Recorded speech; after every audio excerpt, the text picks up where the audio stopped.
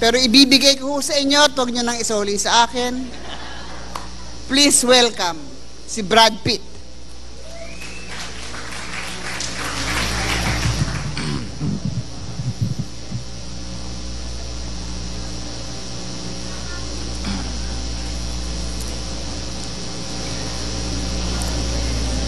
However, ayan po, sa kanya ko napulot yan. Kanya yan eh, joke niya yan. May isang award, however, agad umpisa niya. So, ganun katindi yan si Daddy, ha? Tawag niya, Tito Dolph, ako Daddy. I-explain ko mamaya kung bakit. Magandang gabi po sa inyo lahat, Mr. Vice President, Miss Yasha, good evening po.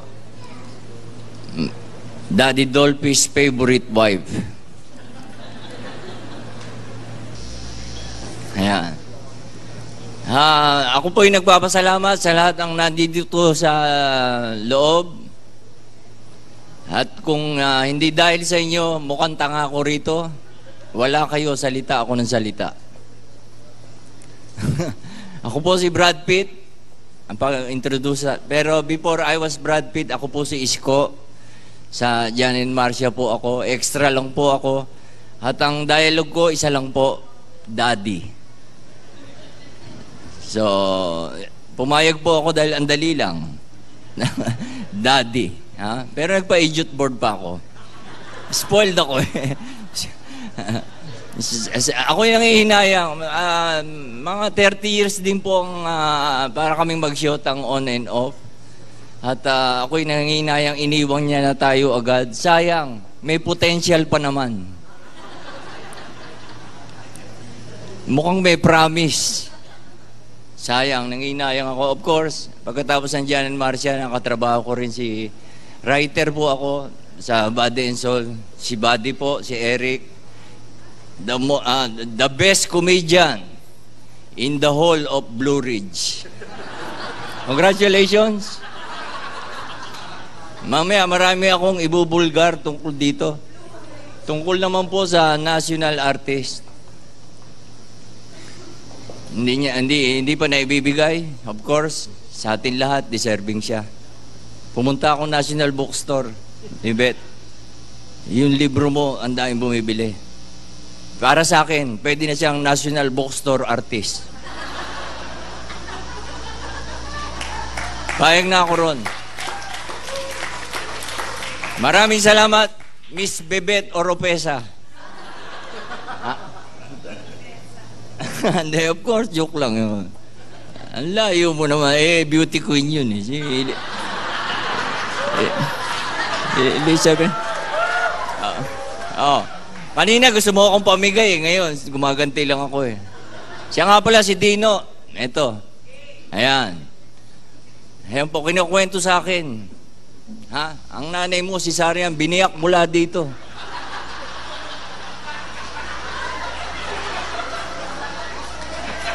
Nung dinalaw daw ang mami mo, parang daing na bango sa ospital. Mabuhay ka lang. Kaya Dino, mahalin mo ang buhay mo. Iisa lang yan. Napakalaking iisa. Ha? Ha? Wag na po natin pansinin. 3 yung inuupuan niya pang upuan.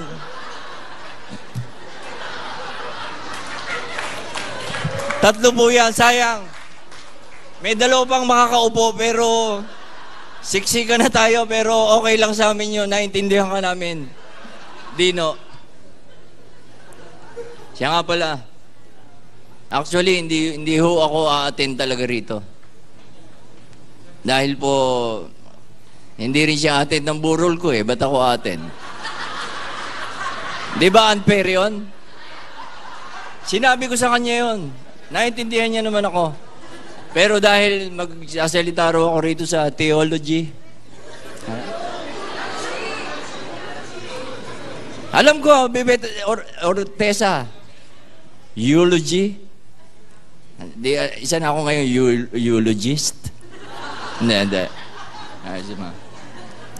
Tapos minsan, madalas ko makakausap yan kasi Ang pinagsamahan namin, 80s ako eh. Extra ako dyan. And Marcia, tapos writer ako sa Gabi ni Dolphy.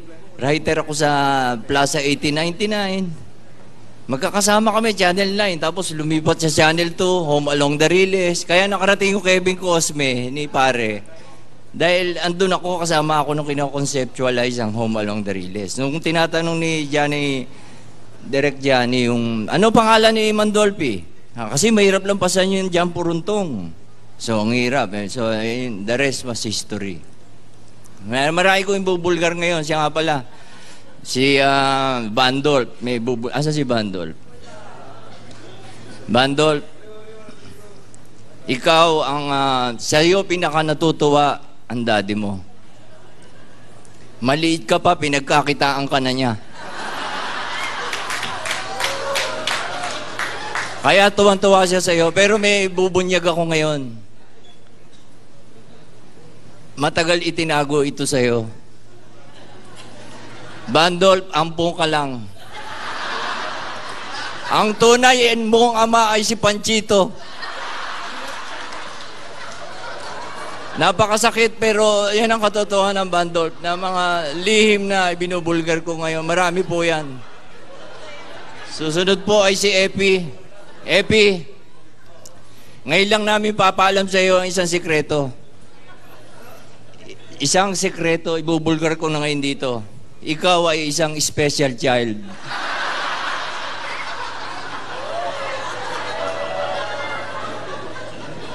Ayaw namin sabihin sa iyo, pero siguro nararamdaman mo na.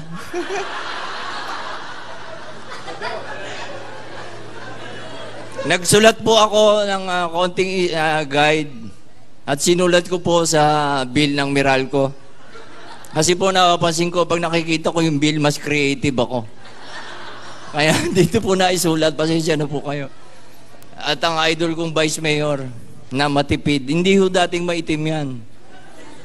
Yeah, Vice President po. Sorry po. Sorry po na-demote ko kayo. Mr. Vice President. Dati, napakatipid po niyan. Kaya, pahuhuli niyo ako. Wag naman po, brad niyo naman si Cosme. Dahil sa pagtitipid po, imbis na gumamit ng sunblock, tire block po ang ginagamit niya. Vice President na kayo, pwede namang konting, hindi namang corruption ang tawag doon, sunblock lang eh. At ako po, ito pa isang bubulgar ko sa inyo. Nagtataka kasi siguro o hindi niyo napansin na lagi niya akong kasama. Sa Channel 9, sa Channel 2, Home Along the, hanggang Channel 2, ano pa ba, Jan and Shirley, kasama pa rin ako. At yung pinakahuli niya, andun pa rin ako. Channel 5 na kami. Pidol's Wonderland. Nung nagkasakit nga siya, nagtaka ko. Siya lang ang may sakit, pati kami inalis. Ito po ang aming direktor. The best comedian in the whole of Blue Ridge. Siya lang ang may sakit, kami tanggal na. Paano naman yun? Ang lakas-lakas namin. Wala kaming magawa sa energy namin. Nasa bahay kami nakatunganga. Wala na kami, nilagnat, wala kami. Direk, hindi niyo naalala yun. Ito na po ang aaminin ko sa inyo. Ayan po, dahil kasama ako lagi dyan. Aaminin po. Ako po, Kuya Eric, 19 na anak po ako. Ayan po, at inaamin ko na po, at kung gusto niyo malaman ang aking pong ina, ito po'y sekreto lang, kaming tatlo lang, ni Daddy ang nakakaalam nito. At ang aking mami, minsan daw isang gabi, lasing na lasing siya. At ang aking pong mami, kilala nyo, si Matutina po. Si Mami Matutina po ang aking mami. Kaya, kasi inisip ko po yun para, ano kaya magagawa ko para bumangon si Mandolfi? Naisip ko yung joke na yun. Bino mo pinatulan si Matutina, biglang nasira, no? Lotiski, pilar-pilapil, tapos Matutina sa uli. Pero, nag-iisip din ako, dahil kay Mandolfi, pinag-isa na naman tayo. May mga kapuso, may mga kapatid, may kapamilya. Pero pinag-isa niya tayo, andito tayo lahat, sama-sama tayo, di ba? Nag-iisip ako ng pangalan natin. Di ba? Para, kasi iba-iba eh. May naisip ako. Dahil ito'y lamay, tayong lahat ay kalamay. So, magandang gabi mga kalamay. At tulad ng isang kalamay, we should stick with each other. Mga kalamay, sandali lang po. Tulad ng kalamay, sa ibabaw ng balat ng saging, tayo po ay divided. Pero iisa po tayo sa isang bilao. Pag-isipan niyo po mga kalamay. Magandang gabi po.